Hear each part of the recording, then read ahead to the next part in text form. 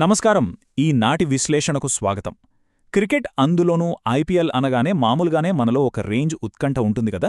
ఈరోజు మనం చూడబోయే ఒక స్పోర్ట్స్ ప్రిడిక్షన్ రిపోర్ట్ ఎటువంటి అనవసరమైన విషయాలు లేకుండా నేరుగా పాయింట్కి వచ్చేసింది. ఇది ఎంత స్ట్రెయిట్ ఫార్వర్డ్గా ఉందంటే చూస్తే ఖచ్చితంగా ఆశ్చర్యపోతాం. ఇక ఆలస్యం చేయకుండా ఆ అంచనా ఏంటో డీకోడ్ చేద్దాం. The Mumbai victory IPL match forecast.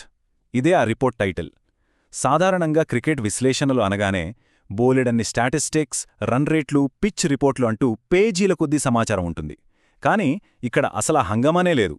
Time waste చేసే అనవసర పదాలు ఒక్కటి కూడా వాడలేదు. అసలు ఇంత స్పష్టంగా సుత్తి లేకుండా ఉన్న క్రికెట్ ప్రిడిక్షన్ చాలా చాలా అరుదుగా కనిపిస్తుంది. ఇక మొదటి భాగం, the matchup, Mumbai versus SRH. అసలీ హోరాహోరీ పోరు ఎవరెవరి మధ్య జరగనుందో ఇప్పుడు చూద్దాం. ఒకవైపు బలమైన ముంబై, మరొకవైపు సన్ రైజర్స్. ఈ రెండు పేర్లు పక్కపక్కనే చూడగానే అబా, ఒక పెద్ద సమరమే జరగబోతోందనిపిస్తుంది గదా.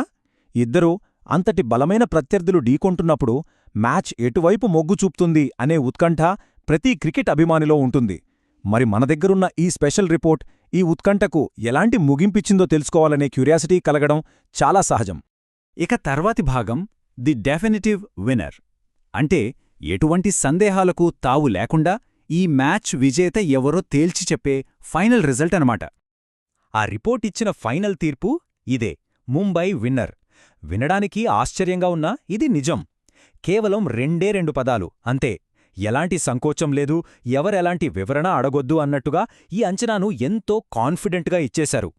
ఈ నివేదిక ప్రకారం ఈ మ్యాచ్లో ఖచ్చితంగా ముంబై జట్టుదే పైచేయి కాబోతోంది అని ఏమాత్రం బెదురు లేకుండా ప్రకటించారు.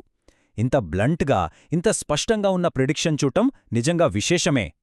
అయితే ఇక్కడొక ఆసక్తికరమైన ప్రశ్న అందరి మైండ్లో మెదులుతూనే ఉంటుంది. ఈ రిపోర్ట్ ఇచ్చిన ఇంత స్పష్టమైన అంచనా నిజంగా మైదానంలో కూడా రుజువవుతుందా? కాగితం మీద రాసిన ఈ తుది తీర్పును ముంబై జట్టు నిజం చేస్తుందా, లేక ఎస్ఆర్ఎస్ జట్టు ఈ అంచనాలను పూర్తిగా తలకిందులు చేస్తుందా అనేది అసలైన ప్రశ్న.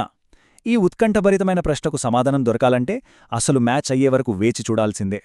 ఈనాటి మన ఈ సంక్షిప్త విశ్లేషణ ఇంతటితో ముగిసింది. మళ్ళీ మరో ఆసక్తికరమైన అంశంతో కలుద్దాం.